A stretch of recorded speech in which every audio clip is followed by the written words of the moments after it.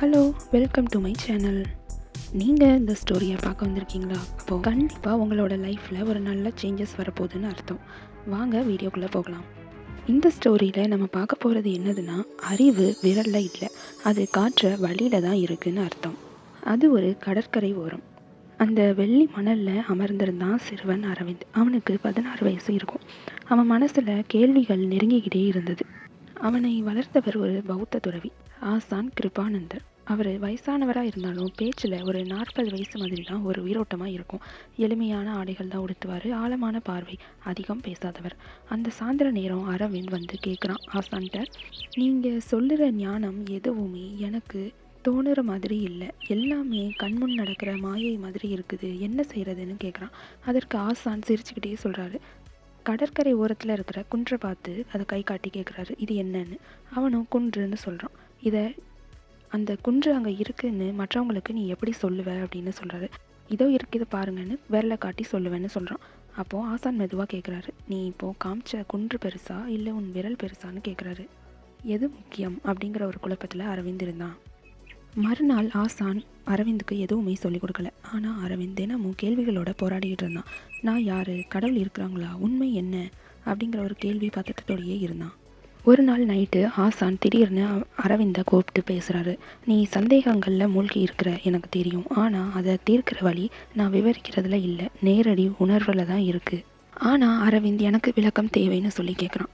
ஆசானும் ஒரு 30 வினாடி அமைதியாக இருந்து அதுக்கப்புறம் வானத்தை பார்த்து விரலை காட்டுறாரு. அந்த நிலவை பாரு. அரவிந்தும் பார்க்குறான். இப்போ என் விரலை பாருன்னு சொல்கிறாரு. அரவிந்தும் அவரோட விரலை பார்க்குறான். இப்போது ஆசான் சொல்கிறாரு, நீ எப்போதும் என்கிட்ட விளக்கம் கேட்குற, அது எப்படி இருக்குன்னா என் விரலை மட்டுமே பார்த்துட்டு அந்த விரல் காமிக்கிற நிலவை நீ மறந்துடுற. அரவிந்த் இப்போவும் ஒன்றும் புரியாமல் குழப்பமடைஞ்சு அமைதியாயிடுறான்.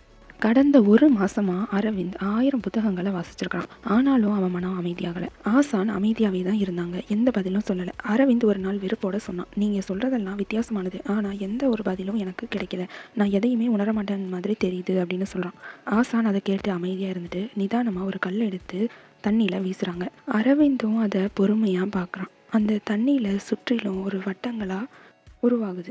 ஆசான் மெதுவாக ஒரு வரியில் சொல்கிறாரு, அதை உணர்ந்து பாரு, நீ அதில் இருக்கிறன்னு சொல்கிறாரு. அரவிந்தும் அவனோட கேள்விகளுக்கு பதில் தேடி சில பயணங்கள் போகிறான். பல ஆசான்களை சந்திக்கிறான். யோகி, துறவி, புலவர், புத்திசாலி எல்லாரும் அவனுக்கு ஏதேதோ பதில் சொன்னாங்க. அறம் செய், தியானம் செய், தியாகம் செய், வாசனை தீபம் கொளுத்து, இந்த மாதிரி பல பதில்கள் அவனுக்கு கிடைக்கிது. ஆனால் எந்த பதிலும் அவனோட மனசை திருப்தி ஆக்கலை. அவனோட மனசு ஒரு பயங்கரமான கேள்வி எப்போதும் இருந்துகிட்டே இருந்தது. நான் உண்மையாக வாழ்கிறேன்னா என் வாழ்க்கைக்கு என்ன அர்த்தம்? அரவிந்த் ஒரு நாள் சோர்ந்த மனசோட மறுபடியும் ஆசான் கிட்ட திரும்புகிறான். அசையாத நிலை எதுவுமே எனக்கு கிடைக்கல, நீ என்ன தேடின அப்படின்னு ஆசான் கேட்குறாரு. உண்மையையும் ஞானத்தையும்னு சொல்கிறான். நீ எங்கெல்லாம் பார்த்த அப்படின்னு ஆசான் கேட்குறாரு. புத்தகங்கள், ஆசான்கள், தியானங்கள், ஆனால் எதுவுமே எனக்கு பலன் கிடைக்கல, பதிலும் கிடைக்கலன்னு சொல்கிறான். ஆசான் மெதுவாக ஒரு தண்ணி உள்ள பாத்திரத்தை கையில் எடுக்கிறாரு. இதில் என்ன இருக்குன்னு கேட்குறாங்க அரவிந்த்கிட்ட. அரவிந்தும் தண்ணி இருக்குன்னு சொல்கிறான். அப்போ ஆசான் கேட்குறாரு, இப்போ இந்த தண்ணியை பார்க்குறதுக்கு நீ ஏதாவது பெரிய முயற்சி பண்ணியா அப்படின்னு கேட்குறாரு. அரவிந்தும் இல்லை, இதை வெறுமனே பார்க்க மட்டும் தான் செஞ்சேன்னு சொல்கிறான். அதே மாதிரி தான் உண்மையை நீ பார்க்கலாம், ஆனால் நீ பார்க்குறது எப்போதும் இந்த தண்ணீரை காட்டுற பாத்திரத்தை மட்டுமே பார்க்குற அப்படின்னு ஆசான் சொல்கிறாங்க. அந்த நாள் நைட்டு ஒரு முழு நிலா வானத்தில் இருக்குது.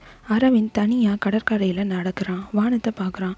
நடுவில் ஆசானோட குரல் நினைவுக்கு வருது. நிலவையே பார், விரலை அல்ல அப்படிங்கிற அந்த வார்த்தை அவனுக்கு ஞாபகம் வருது. திடீர்னு அமைதியாக கண்ணை மூடி உட்காடுறான். மூச்சை கவனிச்சுட்டு இருக்கும்போது தான் காற்றோட நனைவு, கடலோட சத்தம், பூமியின் ஒளி எல்லாம் ஒன்றா பளிச்சுன்னு அவன் நெஞ்சில் நுழையிற மாதிரி தோணுச்சு.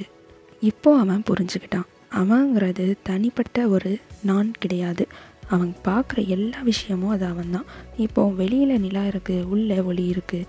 அரவிந்த் ஒரு நிம்மதியோட மறுபடியும் ஆசானை சந்திக்க வாரான்.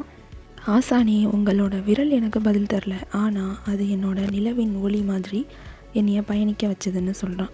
ஆசானும் சிரிச்சுட்டு, அதுதான் விரலோட வேலை, நிலவை பார்க்க வைக்கிறது தான். ஆனால் பலரும் விரல் எவ்வளவு நீளமாக இருக்குது, அந்த விரலை பற்றியே பேசலாம், இல்லைன்னா விரலையே வழிபடலாம் அப்படின்னு விரலை மட்டுமே கவனிச்சுக்கிட்டு அந்த நிலவை மறந்துடுறாங்க. அரவிந்தும் இனி யார்கிட்டமும் பதிலே எதிர்பார்க்கல. ஏன்னா அவனுக்குள்ளேயே தான் அந்த பதில் இருக்குங்கிறத புரிஞ்சுக்கிட்டான். வாழ்க்கையில் ஒவ்வொரு செயல்களையும் நிம்மதியாக பார்க்க ஆரம்பித்தான். சிரிப்பை உணர்ந்தான், கண்ணீரை ஏற்றுக்கொண்டான். எதையும் அவன் தடுக்க விரும்பலை. அவனோட தவறுகளை சீர்படுத்தணும்னு நினைக்கல, அதை அனுமதிக்கிறான். ஏன்னா அவனுக்கு புரிஞ்சுது, நம்ம பார்க்குற ஒளி நிலவின் ஒளி இல்லை, ஆனால் அந்த ஒளி மண்ணுலேயும் மரத்துலேயும் நமக்குள்ளேயும் இருக்குங்கிறத புரிஞ்சுக்கிட்டான்.